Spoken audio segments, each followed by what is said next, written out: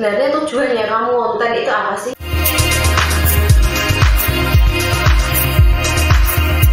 Halo semuanya, kembali lagi bersama saya Parmi.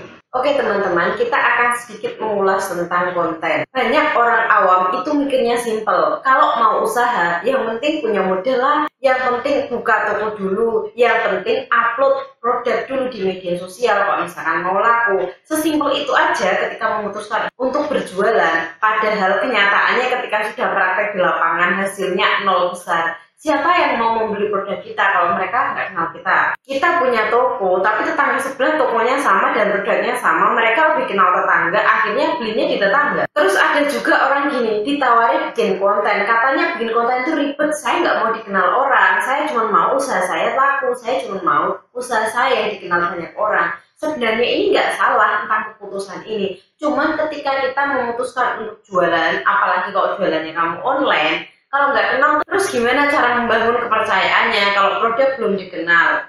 Kamu juga belum dikenal. Inilah gunanya seseorang memutuskan untuk menjadi seorang konten kreator atau setidaknya membuat konten untuk bisnisnya.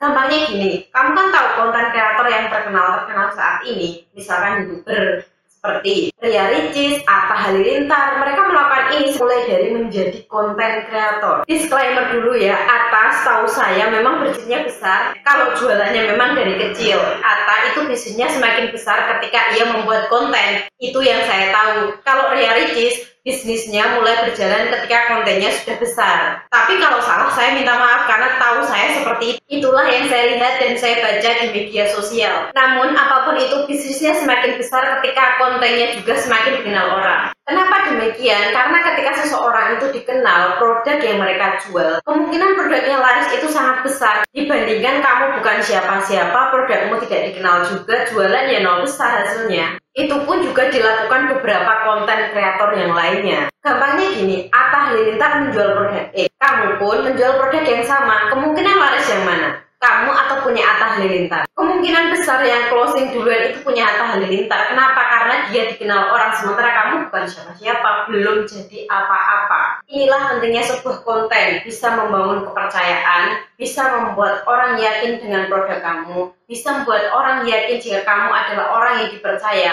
mampu menjual produk-produk dengan konten-konten yang kamu miliki. Intinya, konten itu sangat penting. Terus kalau misalkan saya yang membuat konten, harus bagaimana? Jadi kalau saya bikin konten, jualan saya laku dong? Ya bergantung konten kamu ini tujuannya untuk apa dulu. Tujuan konten itu macam-macam. Yang pertama, membuat konten tujuannya untuk membangun interaksi. Yang pertama biasanya rata-rata orang itu membangun kontennya untuk membangun interaksi dengan para followersnya, dengan para pengikutnya. Bisa ngobrol, bisa diskusi, dan bisa melakukan banyak hal supaya orang-orang atau para pengikutnya itu semakin percaya pada si pembuat konten. Kedua, orang membuat konten karena tujuannya supaya viral. Ya konten apapun itu tujuannya supaya kontennya itu dikenal banyak orang. Ya tentunya supaya terkenal, kontennya banyak di-share, banyak komen, dan banyak yang like. Kan semakin kontennya viral, otomatis akan semakin banyak dikenal orang. Orang akan mencari tahu siapa sih yang membuat konten ini, kontennya soal apa, dan seterusnya. Ini akan semakin banyak dikenal orang.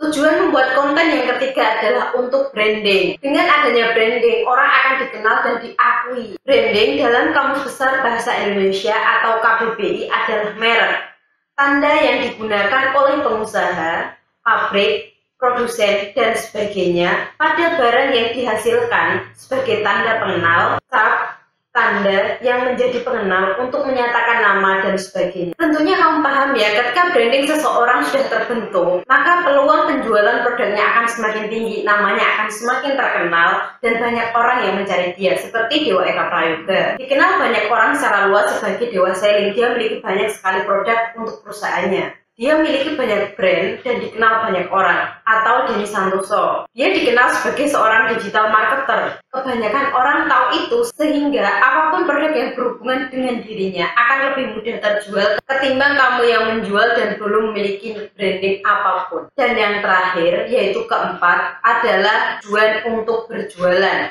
Jadi pembuatan kontennya tujuannya untuk penjualan. Sebenarnya dari keempat hal ini semuanya itu saling berkaitan. Saat interaksi sudah terbangun, branding seseorang juga sudah terbentuk, dan setiap kontennya ternyata viral, disukai oleh banyak orang, otomatis mudah bagi seseorang ini untuk berjualan. dan kamu pasti akan suka akan melakukan hal itu juga. Kamu pasti juga suka kan kalau misalkan jualan kamu laris. Inilah kenapa tujuannya konten itu dibuat. Membuat konten itu susah nggak sih? Sebenarnya ini pertanyaan yang banyak sekali ditanyakan. Penting dan bisa menjadi catatan kamu adalah kamu niat atau enggak dan kamu mau atau enggak untuk belajar. Karena gini, untuk menguasai suatu ilmu yang baru itu butuh yang namanya belajar. Jadi sekarang pertanyaannya, maukah kamu belajar dan menggunakan ilmu itu untuk mendapatkan apa yang kamu impikan? Sudah paham kan sekarang? Jadi apakah kamu sudah siap buat konten? Lalu siapa yang harus dikasih konten? Nah, untuk bagian ini kamu harus menentukan dulu siapa market kamu. Agar bisa jelas menentukan seperti apa market yang kamu butuhkan untuk konten ini, kamu bisa klik link di salah satu pojok video ini yang akan bantu kamu menentukan market untuk konten kamu. Sampai jumpa di next video.